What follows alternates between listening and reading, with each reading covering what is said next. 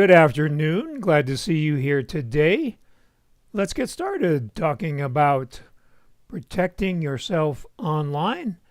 And this is Go for Lunch for the 12th day of December 2023. Brought to you by GoFor Technology.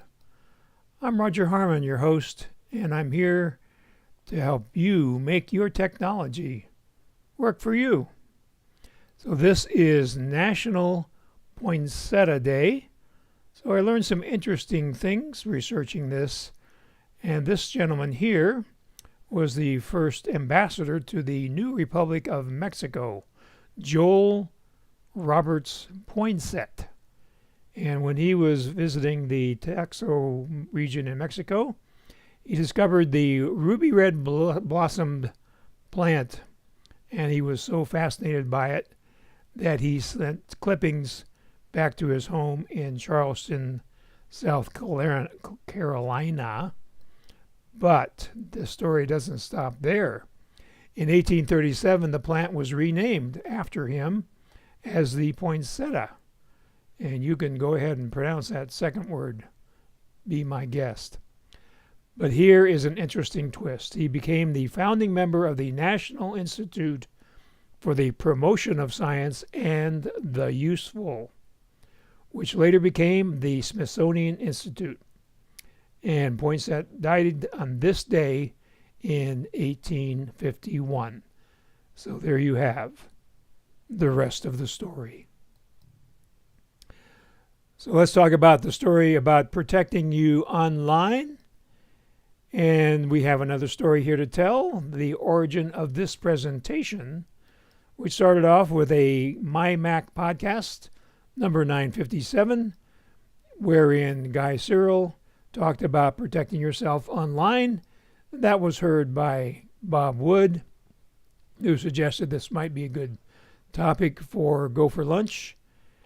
And also Kurt Blanchard came in with some ideas about protecting yourself with Apple Card. And we're going to talk about that on a different presentation. Welcome, Chris. And hi, Bob. So let's talk about fake websites. So this time of year, the hackers are trying to scam us by creating a fake website that can be an exact duplicate of a real website, but their goal is to get you to order from them, giving them your credit card information so they can steal your money and not send you any product. One thing to look for on a website is the HTTPS. Now, we like to think about the S meaning secure. That's not a 100% guarantee that it's not a fake website, but it is a good indication. Another thing you do is when you see a link, hover over that with your mouse and see what the actual address is. If it doesn't have the name of the company in it, then it's probably a fake website. So you should just go directly to the website of the company that you're trying to deal with and see if that deal that this website is showing is actually for real. Hi, Judy.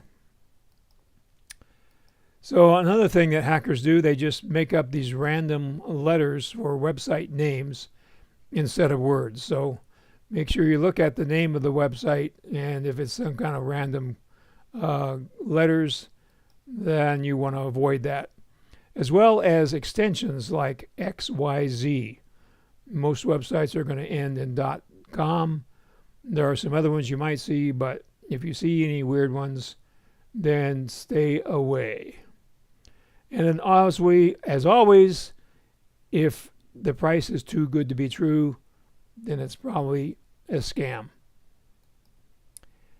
Speaking of scams, work-at-home scams, many times people want to make some extra money for the holidays, but anytime you look at a work-at-home scam website, you are asked to pay money for training or for whatever, then you probably want to stay away from that for sure. Say no to crypto. Cryptocurrency is very complicated, it's very volatile, and a lot of people have lost a lot of money. So don't be one of those people. 50 billion, that's B as in Bravo, dollars have been lost yearly to scammers. So that's why this is important. It's sad that we are in this situation, that these cyber criminals are out there trying to separate us from our hard-earned money, but it is a fact. So we need to have all the information we can to fight against it. Romance scams are very popular and cost people a lot of money. They are usually targeted towards women, but I have been targeted, I think. Here I posted on Facebook I shared a post on Facebook from a group that fights against scammers. And one of the techniques they use, this is the same group that does the glitter bomb. But in this case, they had a package that they sent to the scammers call center that when opened would spill out a bunch of cockroaches. And so in response to that scam, I got these three. These all came in at the same time on this shared post. Here's one from Lena Weber. Hello, I came across your profile while browsing Facebook. I tried to send you a request, but it doesn't work. I love the post about cockroaches that you share on your timeline and want to be your friend. If you don't mind sending me a friend request or a private message. Then we have Gia Chin, who says, Hi there. How are you doing? I'm new here. Can we be friends, if you don't mind? I find it hard to send a request, LOL. I don't even know how to use this app. Well, it looks like she figured it out there. And have you ever heard of somebody with a first name of Culvert? I haven't. So Culvert says, You've come up in my friend recommendations a few times, which is interesting. I tried to add you, but it didn't go through. Can you add me? So these are indications of someone trying to set up a romance scam. Usually it's women, 60 to 75. For men, it can be even older. And they play a long game, which means they will spend months, if necessary, getting you in their confidence and making you fall in love with this person. And then comes the payday. They ask you for money, and you are so entangled with this relationship that a lot of people, unfortunately, succumb to this and provide thousands of dollars to these scammers.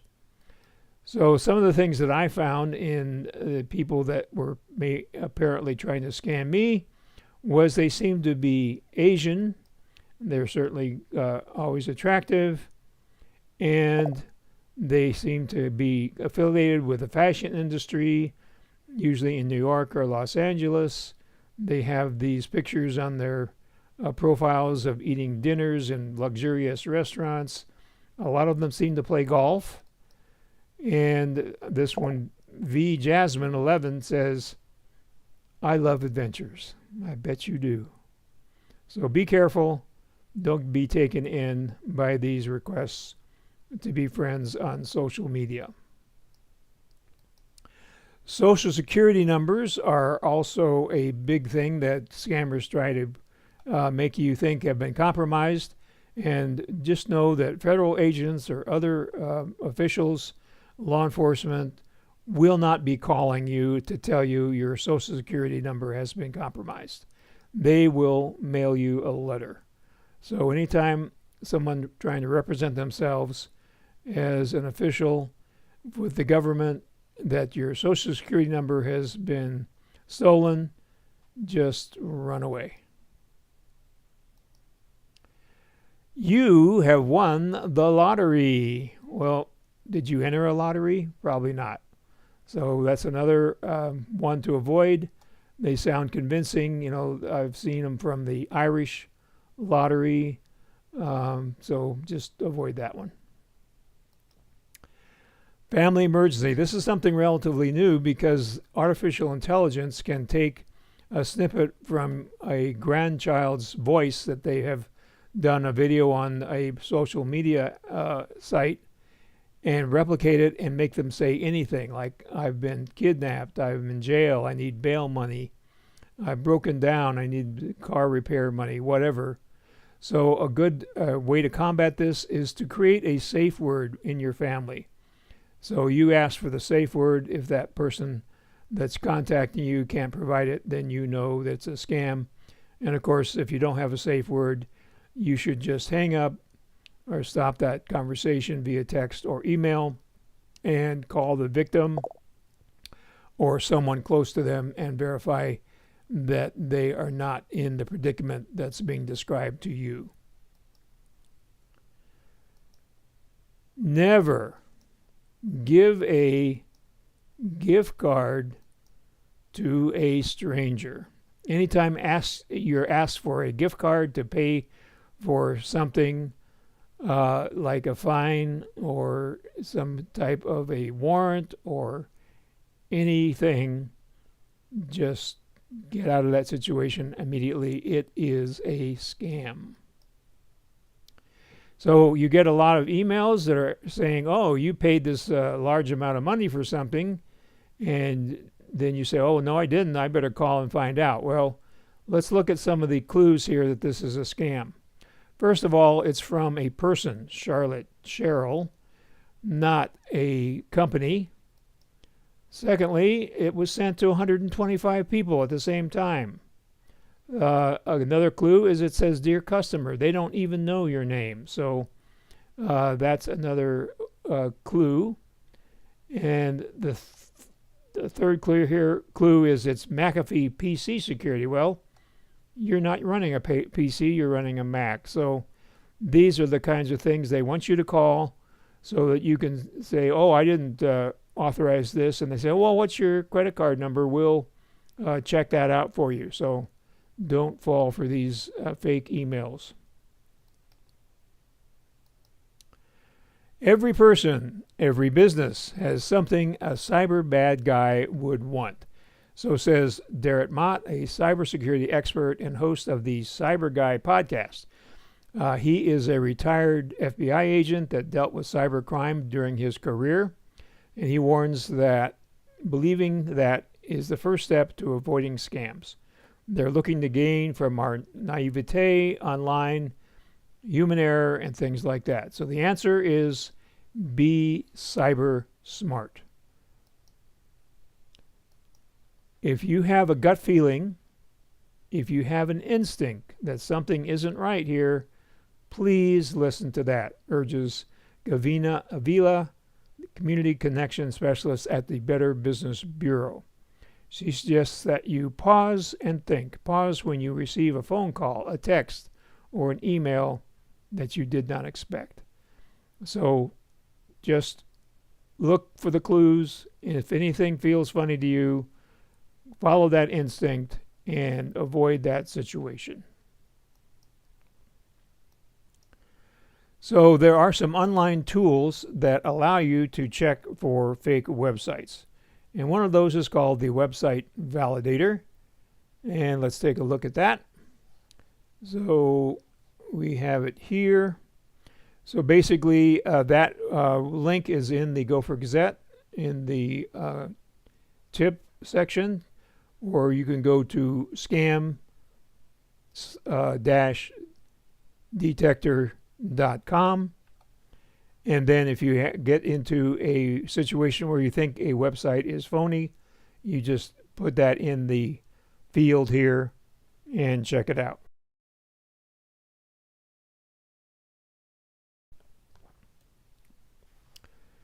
So they also have on this website lots of different scam types. So we'll just scroll down here. You see they have Amazon scams, Apple scams, auto, Bitcoin, eBay, email, face-to-face scams, gift card scams, financial scams, Facebook, identity theft, Instagram, Medicare, the job scams, social media scams, social security scams, text messages, Venmo and Zelle scams. So you can see there's a lot of them here. So you can look at those to get more information. Let's just look at the Apple scams here. So they have the iPhone 15 scams, which can have different variations. So let's look at that.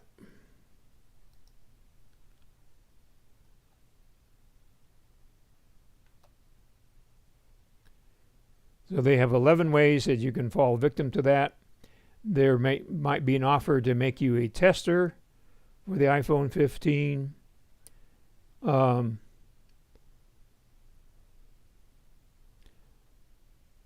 A pre-order scam to get in early. Then there's the iCloud lock extortion,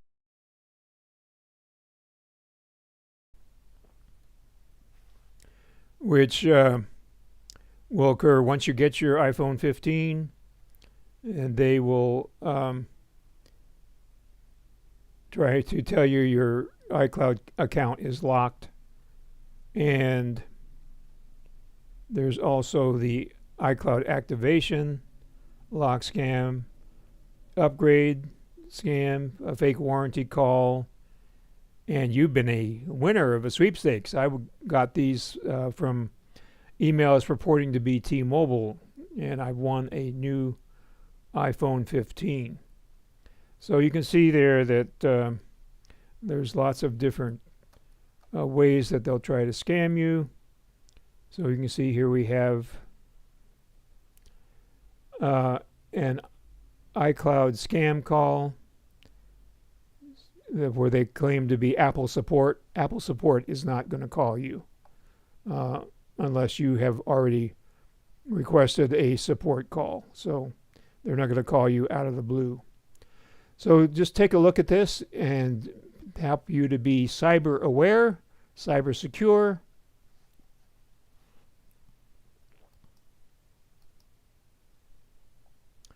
So that wraps up our look at different scams that you could expect year-round, but they seem to intensify on the holidays. So if you haven't already, please type your questions in the comments field there on YouTube. And share the GoFor Gazette, please, especially with members of your family that may not be as tech-savvy as you. Disseminate this information on scams to everyone that you know so they don't become a victim to these cyber criminals.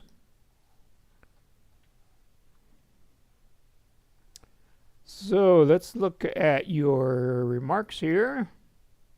Hi, Leslie Ann. 50 billion, that's right. It's a big deal.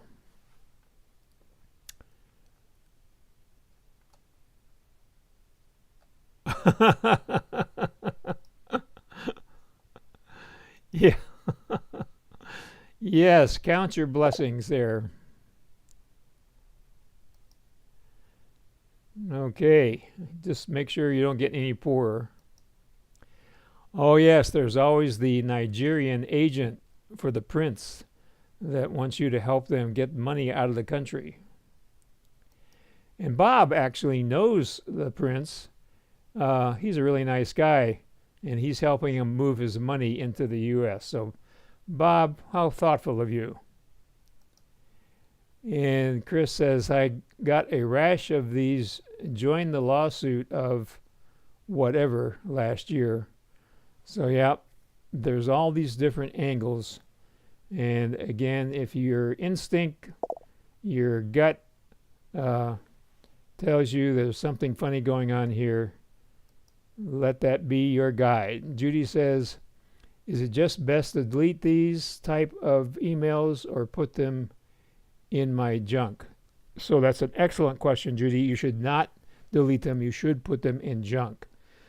So if they try to send it back to you, then it'll go to junk automatically, because if you just delete it, put it in your trash, when they send you another one, it'll come back up on your inbox. But if you put it in junk, your mail client will filter it out and keep it from coming up again. That is, of course, if they use the same email address, which they don't. They keep changing their email addresses, so there's no guarantee that if you put it in junk, you won't be approached again, but it could help.